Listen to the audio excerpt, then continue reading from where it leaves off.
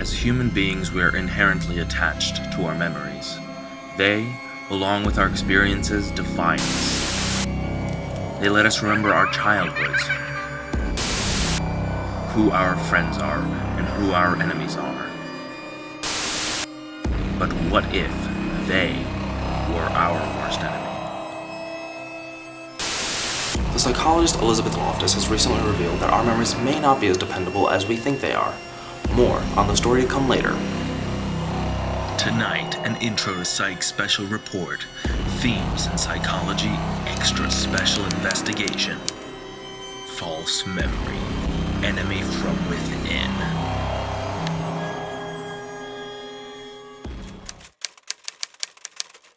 In 1974, Loftus published one of her first experiments involving car accidents. In the lab, she played videos of different incidents and then asked people what they remembered seeing. Their answers depended greatly on how she phrased the question. For instance, she asked people if they saw a broken headlight or the broken headlight. Those who were asked about the broken headlight were more likely to remember seeing it, though it never existed. This revealed some huge implications, since Loftus proved that even changing a single word could change a person's perception or memory of an event. However, her work was far from over as Loftus turned her attention to a new task, that of manufacturing false memories.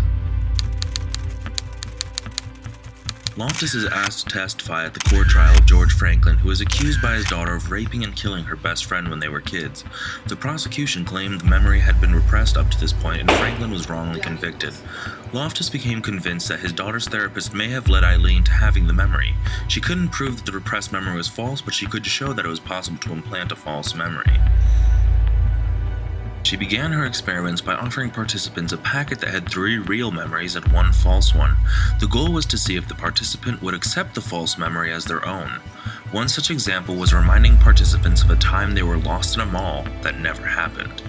I remember getting lost and I was crying, and I remember that day I was so scared I thought I'd never see my family again.